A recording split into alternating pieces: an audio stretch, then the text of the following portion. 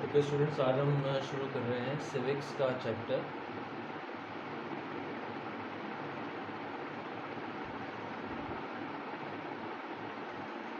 Gender, religion and cast.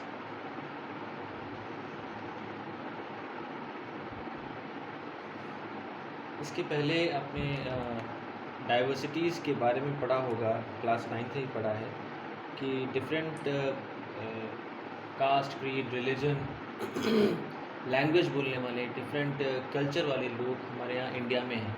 हमारे यहाँ बहुत ज़्यादा डाइवर्सिटी है।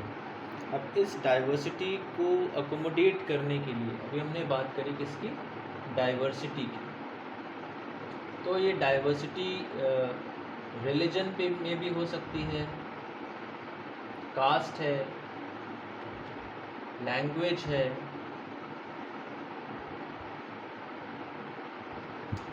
कल्चर है,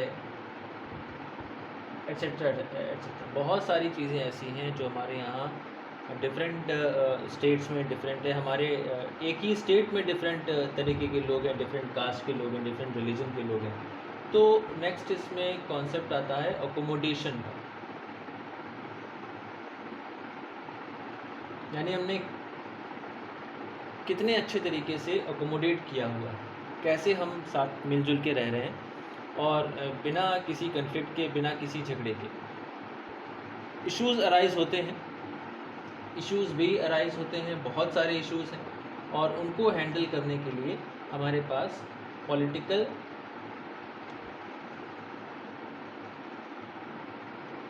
रिप्रेजेंटेटिव है।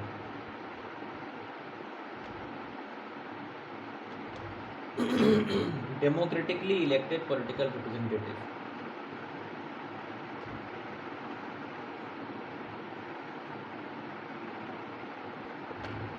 तो ये रिप्रेजेंटेटिव जो हैं, जिनको हमने चुन के भेजा है, उनकी रिस्पॉन्सिबिलिटी है कि कैसे इस डाइवर्सिटी को अकोमोडेट करना है, उसके लिए क्या करना होगा, क्या प्लान्स बनाने हैं, कैसी पॉलिसीज़ बनानी है कि किसी को ये ना लगे कि हमें नीचे किया जा रहा है या किसी को साथ एक्स्ट्रा किसी के साथ फेवर किया जा रहा है।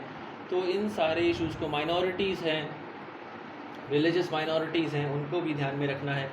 तो ये सारे जो प्लान्स हैं, इनकी जो जिम्मेदारी है, सोशल रिस्पॉन्सिबिलिटी भी हमारी किसकी है, पॉलिटिकल रिप्रेजेंटेटिव की आती है कहीं ना कहीं। वैसे तो हमें खुद इतना जागरूक होना चाहिए, इतना कॉन्शियस होना चाहिए कि हम जो इस तरीके के इश्यूज़ हैं उनको ना उठने दें, लेकिन फिर भी जहाँ पे लॉजिकल होता है, जहाँ पे ऐसे इश्यूज़ उठते हैं, तो वहाँ पे हमारे पॉलिटिकल रिप्रेजेंटेटिव या जो हमारी जो पार्लियामेंट है, वो इन सारे इश्यूज़ को सॉल्व करती है। जैसे आप जानते हैं, रिजर्वेशन सिस्टम हमारे यहाँ इम्प्लीमेंट किया गया, तो मंडल कमीशन की रिपोर्ट के अकॉर्डिंगली ये किया गया, और काफ़ी लंबा स्टडीज़ पे हुआ। उसके बाद ये सारी चीज़ें आई कि इस चीज़ को एक्सेप्ट किया गया कि हमारे यहाँ एक सेक्शन पीपल का ऐसा है जो कि डाउन ट्रॉडन है, जिसको कि प्रॉपर राइट्स उसके नहीं मिल रहे हैं, और डेवलपमेंट में वो कहीं ना कहीं पीछे रह गया है। इकोनॉमिक और सोशल जो उसका डेवलपमेंट है, सोशो इकोनॉमिक डेवलपमेंट जिसको आप कहिए, तो उसमें वो कहीं ना कहीं पीछे रह गया। तो उसके लिए जो प्लान्स बनाने चाहिए, उस पर ध्यान देना चाहिए। हमने यहाँ पे बात करी सोशियो इकोनॉमिक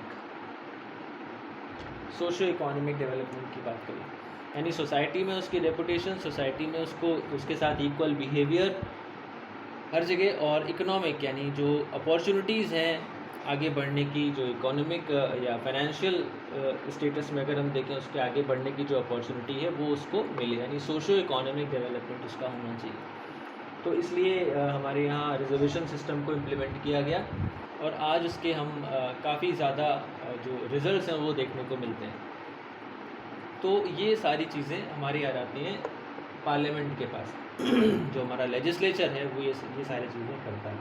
अब इसमें हम देखेंगे कि जो सोशल डिविजन्स हमारे यहाँ हैं, इनइक्वालिटीज़ हैं, तो कैसे इनको देखा जा रहा है, कहाँ कहाँ पर ये प्रिवेल कर रहे हैं, ये सोशल डिफरेंसेस कहाँ पे। तो अभी हमने इन चीज़ों की बात करी, बहुत से आइडियाज़ की भी बात करेंगे कि डिफरेंट आइडियाज़, डिफरेंट उसके सॉल्यूशंस क्या हैं, इस पर बात करेंगे।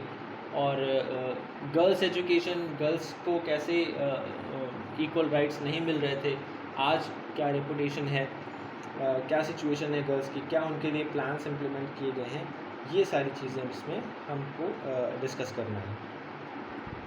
अब ये सब होगा कैसे, जब पॉलिटिकल विल की वजह से, जिसको हम बोलते हैं राजनीतिक इच्छा शक्ति, अगर जब भी किसी भी प्रॉब्लम का अगर हमें सॉल्यूशन ढूंढना है तो पॉलिटिकल सॉल्यूशन ही ढूंढना पड़ेगा।